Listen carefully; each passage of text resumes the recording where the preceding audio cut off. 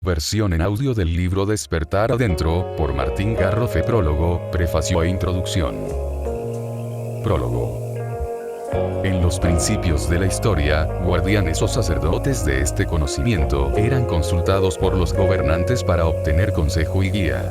Era una época en que el poder de la razón no había terminado de colonizar la mente del hombre. Los sueños y las visiones formaban parte de una realidad simbólica y metafórica que mostraban una verdad mayor a la que se ofrecía a la mirada del hombre corriente. El mundo espiritual tenía su propio lenguaje y no era precisamente la razón tal como la conocemos y se presenta ahora. A través de esta obra, Martín Garrofe expone una gran tarea de investigación personal que le ha llevado años de fecundo trabajo. Despertar Adentro es una obra que te iniciará en esta aventura emocionante que el autor desea compartir con vos, el acceso a los sueños lúcidos. Hacer consciente y saber que es un sueño mientras sueñas. El mundo onírico se pone a tu disposición para que lo explores. Es en este mundo donde habitan los fantasmas de los recuerdos olvidados y las experiencias pasadas. Pero también el vasto océano de símbolos que la humanidad ha construido en toda su historia. Encontrarás prácticas, explicadas de manera simple y amena, para activar los mecanismos que te permitan despertar en tu propio sueño, darte cuenta de que estás despierto en él, sentirte vivo en otra realidad que también es tuya. También te encontrarás con sus historias, enriquecidas por las experiencias de quienes participaron en sus seminarios, muchos de los cuales se dieron en el centro Urcumanta, en donde también tuve el honor de acompañarlo. Al final de la obra hallarás fuentes bibliográficas, que podrán servirte para profundizar en este tema, que en definitiva trata acerca del misterioso mundo que cada noche te abraza en su regazo. Después de leerlo, es probable que te preguntes, ¿será este también un sueño del que deba despertar? Te invito a que, además de leerlo, te introduzcas en sus prácticas. Estas son las semillas que a medida que vayan germinando, se convertirán en la fuerza que te hará despertar en el ensueño. Jorge Oscar Crescente. Prefacio. Despertar conlleva una salida, de la irreflexión, del olvido, del sueño. Pero también se puede despertar adentro. Salir, sí, de la confusión, de la ignorancia acerca de nuestra condición onírica, pero no del sueño. Para muchos un sueño es un producto de la fantasía y no implica encontrarse dentro de algo, y para otros, que consideran posible que al dormir nos hallemos en un lugar diferente, despertar equivaldría a salir de allí. Tomándolo literal o metafóricamente podemos convenir, al menos, en que de algo salimos, aunque más no sea de la historia y el ámbito que configuran el sueño. Pero, al despertarnos de un sueño ordinario en dirección a un sueño lúcido, parte de ello permanece. Aunque ya no nos identifiquemos con el argumento del sueño, y reconozcamos que lo que allí ocurre no es parte de nuestra vida física o cotidiana, los demás elementos no tienen necesariamente que desaparecer por este cambio de conciencia. Esto es despertar adentro. Expresión que tiene connotaciones muy interesantes, ya que muchas veces buscamos despertar como una forma de huir. En cambio, despertar como forma de quedarnos es diferente. Despertar quedándonos. Despertar adentro. Despertar admite los complementos a y de, como en despertar a la vida, desperté de mi confusión, etc. Despertar es, en suma, un cambio de estado y barra o de lugar, que tiende a ser abrupto, y es un hecho de conciencia. Posee, en general, un tinte positivo. El resultado del despertar suele ser la vigilia. Es decir, un estado de vigilancia, de atención, de concentración. No obstante, en lo que llamamos vida de vigilia, muchas veces abunda lo contrario. Distracción, ensoñación. Por eso se dice que vamos como dormidos. El verdadero sentido del despertar es, entonces, pasar a estar vigilantes y atentos. Y eso podemos hacerlo dentro del sueño.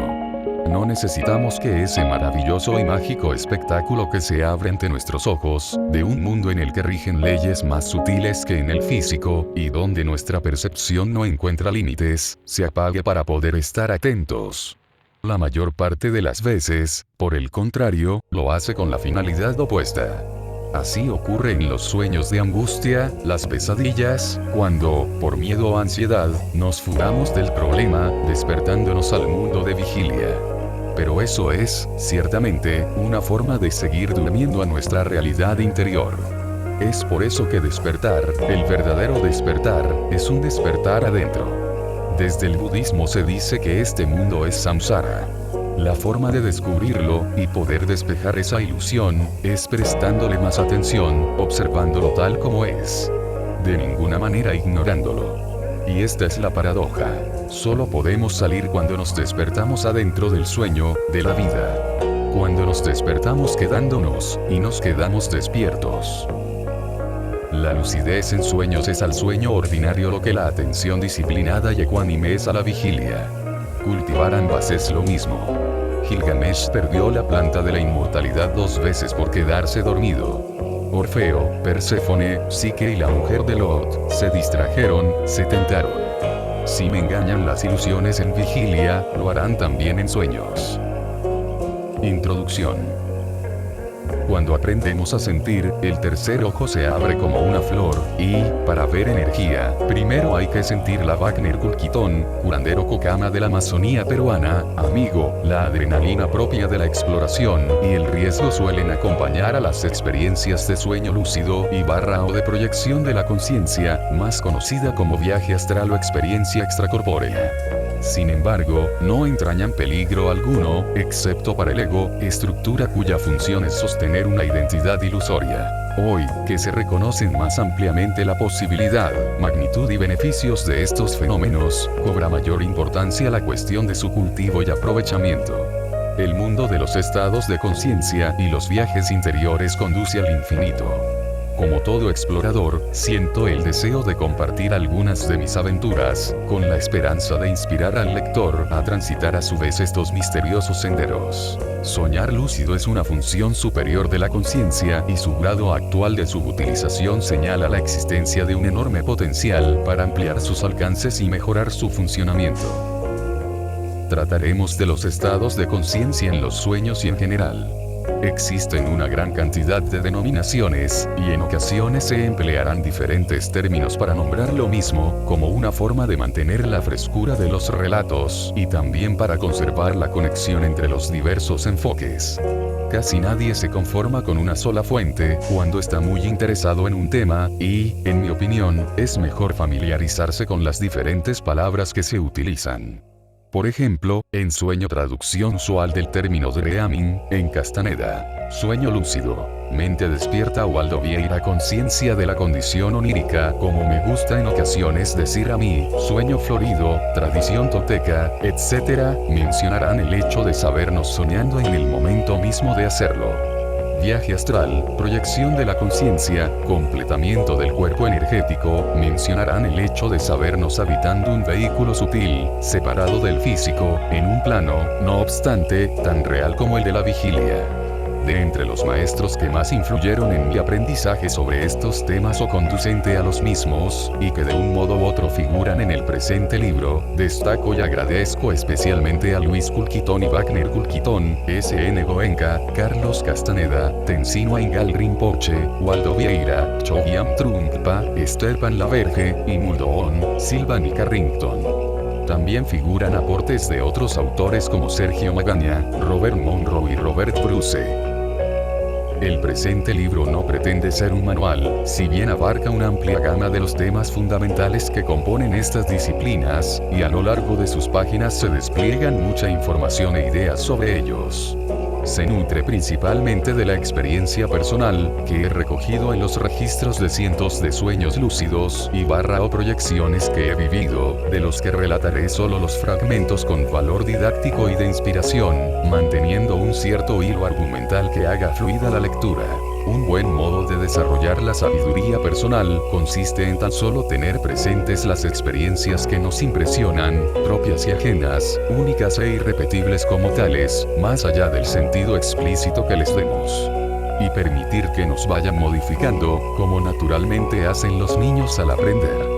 Asimismo, he tratado de lograr una integración dinámica y enriquecedora entre el relato de las experiencias y las reflexiones conceptuales que de ellas van surgiendo y que se van entrelazando, pasando a formar parte de las mismas.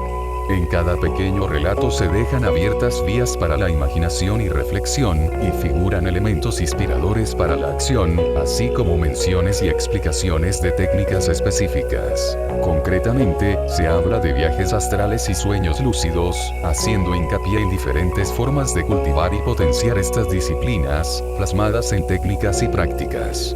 Se presenta un conjunto de saberes recopilados de diversas fuentes, con diferentes perspectivas y paradigmas sobre el tema, aunque principalmente se plasma el conocimiento adquirido a través de la experiencia.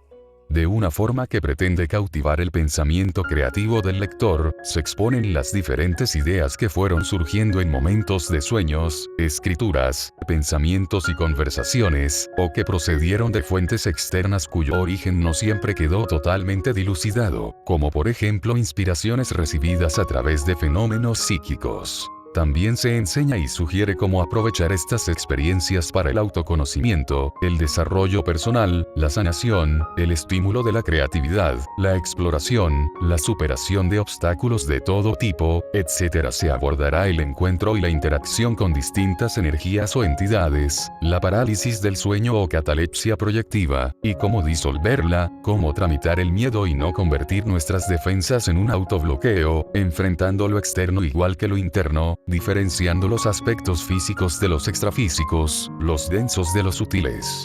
Hablaremos de distintos entrenamientos de vuelo, de cómo aprovechar los sueños recordados para cultivar la lucidez, de las cosas que podemos hacer en sueños lúcidos, proyecciones y vigilia, del encuentro con el propio cuerpo físico desde fuera, del atravesamiento de objetos, distintos niveles de solidez, etc.